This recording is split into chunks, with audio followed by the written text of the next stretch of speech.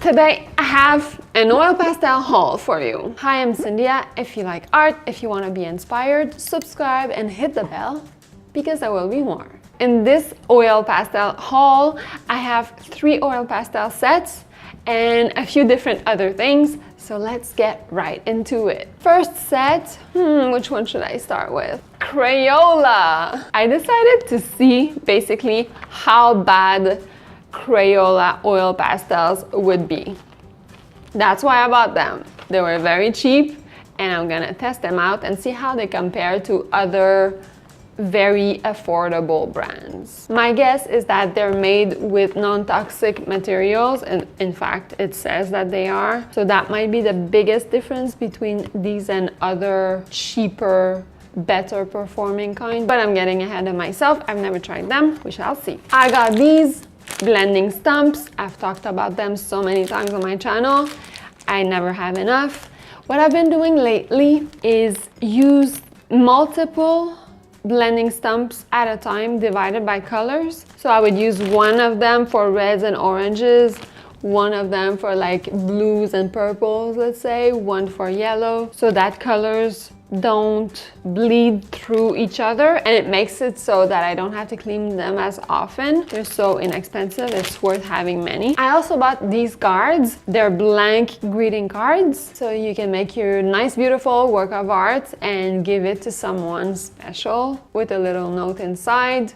There are 2 kinds. One is made out of bamboo. The other one is simply called creative cards, and it's made for calligraphy, light washes, collages, stamping, and drawing. They both have different textures, but they seem to both have enough grit to take oil pastels. I'm excited to try them. They're made by Strathmore. Next oil pastel set, Cray-Pas Junior. I've tried these before. I've tried them in an old video, one of the first videos that I made on this channel, but I want to try them out again because as I remember, they were performing similarly to Pastels, but the blendability was different and I felt like the pigment was slightly different. So I really want to go deep into the review. I really want to see how they compare to other brands in the same price range.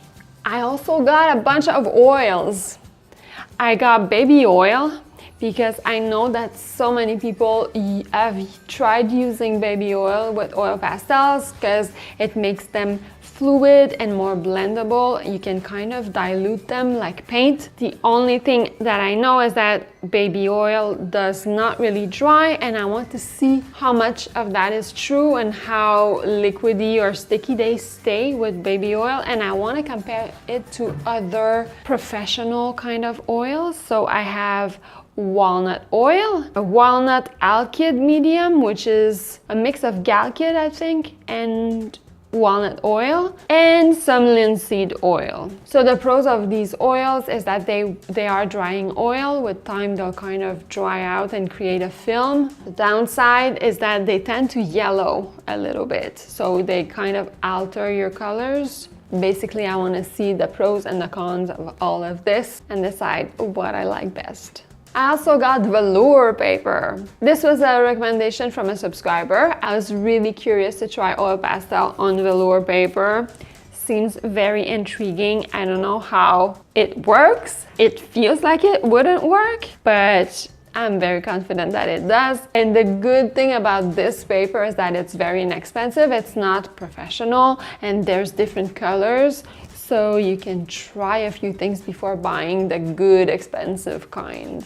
The third oil pastel set, can you guess it? Van Gogh. A few people wanted me to review Van Gogh. I got a 12-piece set just because I like to take a smaller set at first, see how they perform, and then decide if I want a bigger, more expensive set, right? Makes sense? So Van Gogh, I've seen them a lot. Never tried them. Very excited to see how they perform. This is very inspiring and very exciting. If you want more inspiration, watch this next.